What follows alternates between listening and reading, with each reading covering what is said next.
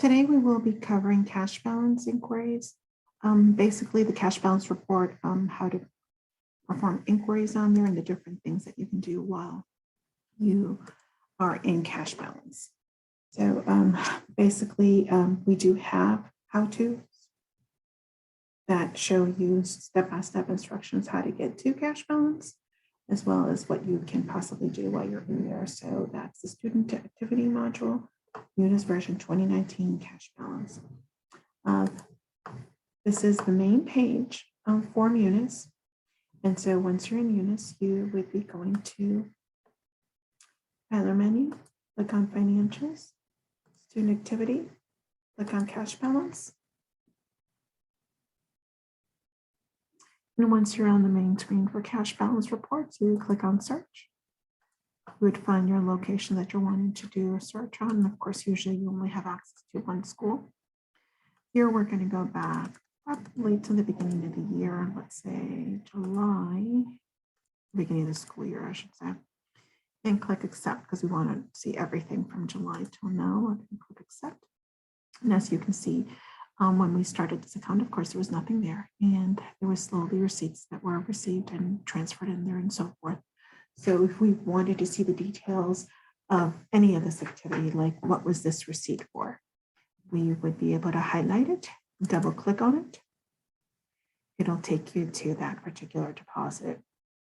And basically, if you double click on it again, it'll take you to the deposit and it'll tell you on here that it was a transportation closeout.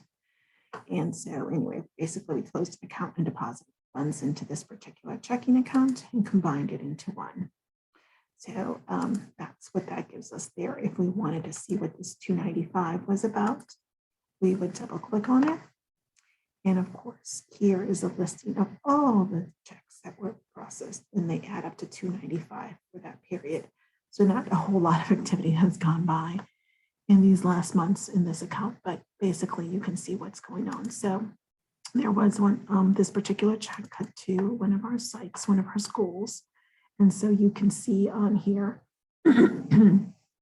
what the check number was, the dollar amount, and so forth. If we click on the attachment, you're able to see the attached documentation here. Of course, it would show you we didn't have any paperwork to submit onto this one, but basically that's what would be listed on there, the documentation. And also this would show you a copy of the check. So basically, it's not an exact copy of the check, obviously, because it cannot be, but it basically will tell you what it was for. It'll give you some information. And again, this is all in test, and none of this is real documentation or real information. It's all in test, just something we do something. So anyway, this is the way that works there. And so you would be able to drill into any of these. The same thing goes for these adjustments. You can drill into the adjustment and figure out what it is. So this is renamed checking account from student activity, equity to superintendent's account. Anyway, so that gives you an idea of what all that information is about. And so you can just drill into it and see the details. There goes that. So we're going to back up into the main screen once again. The other thing that you can do is you can basically view this report in PDF.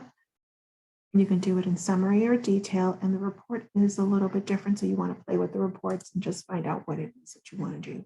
Same goes for the Excel option. You can drop the report in Excel in summary or detail. And you can also drop it in Word. Usually you won't have a necessity to run in Word, but basically you would fill in the blanks in there. And of course you can print out the report. Your most common would be PDF or Excel. Those are your most common. There is not much else you can do from here other than display or gather information. That's pretty much all you can do. There isn't anything else that you can do in this report, except for clearing checks or clearing receipts. So if you have something like, for example, here we have net uncleared 130, we can probably go in there and clear that, or if we erroneously cleared something that we shouldn't have. So let's see if we can go in here on this one. So let's say this receipt here, we erroneously cleared it and we haven't received information from the bank. So we can actually do a modified clear. We would delete the information, click accept. And of course, that would clear it out. And so you would be able to see if we update this, that this will now show up and then that uncleared, meaning the date, it's no longer cleared. So if you wanted to go back in there and say, oh no, we did goof up, let's say we did clear in September. So we would go in here and you can either drill back this way to the date, or you can just type it in, which is what I'm going to do. So once you put in the date, you click accept and it's done. Go back to your main screen, into a search, accept, and that will refresh all the information and it's back to what it was before. Like I said, that's pretty much all you can do in here. There's not a whole lot of options of what you can and cannot do. And that pretty much concludes our cash balance